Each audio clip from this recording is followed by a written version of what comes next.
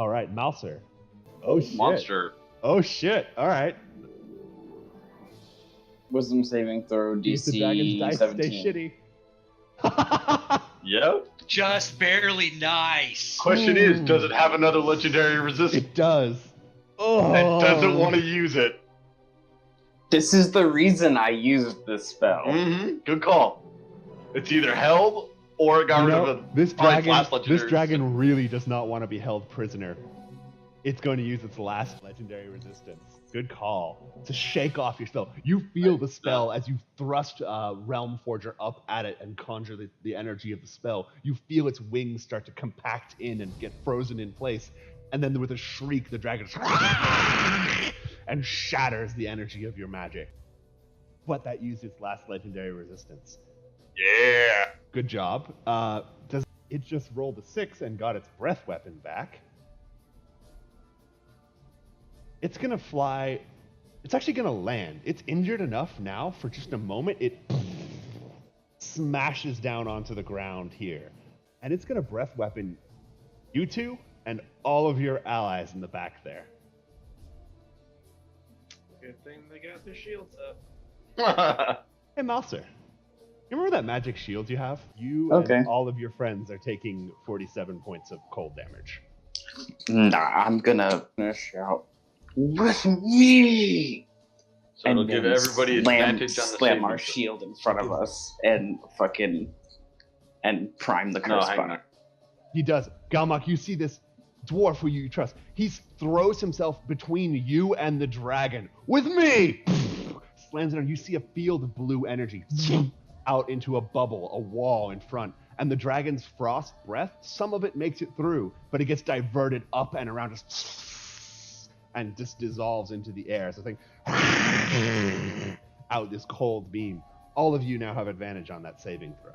Surprisingly enough, the naked barbarian is the one who catches most of the ice. Who'd have thought? The guy who doesn't have a shield to hide behind gets fucked over by the AoEs.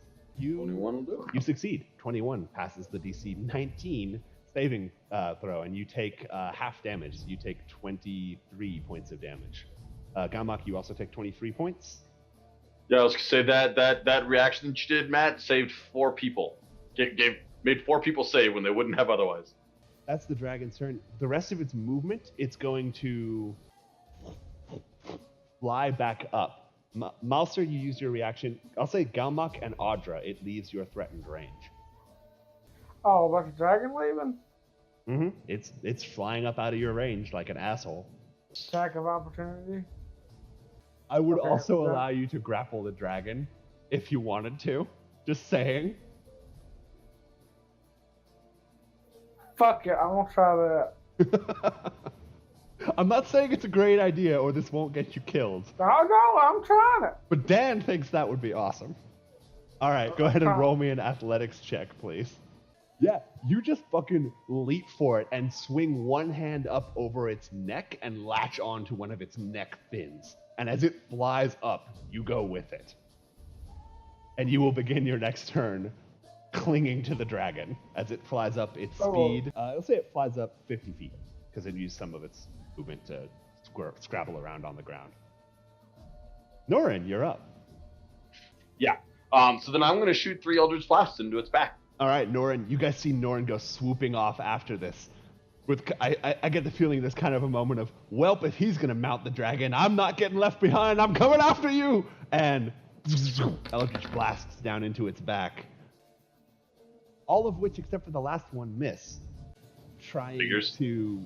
But you do push it down, somehow, the force of it. The first 2 just glance off the thing's armored back.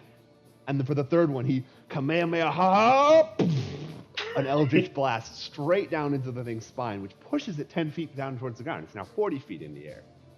There. All right, and Norin, you are floating 10 feet above it. Keep that in mind. Irix. Seeing Norin like fly over and like land on it and do all that shit, I'm just gonna say my hero and fire a crossbow bolt right up its butt.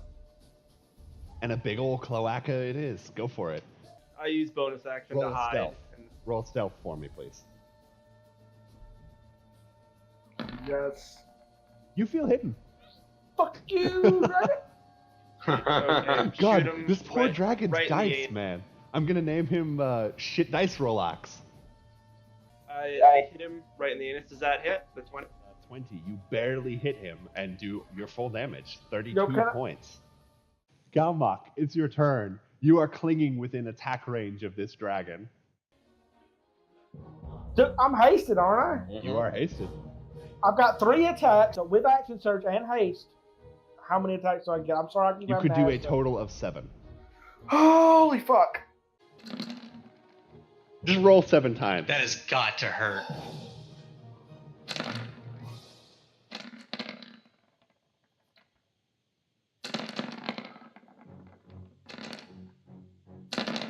All right, you didn't actually need to roll the last 6. I just wanted to see how filthy that was. How do you want to do this? Oh my fucking god. Okay, first I'd like to thank my mom.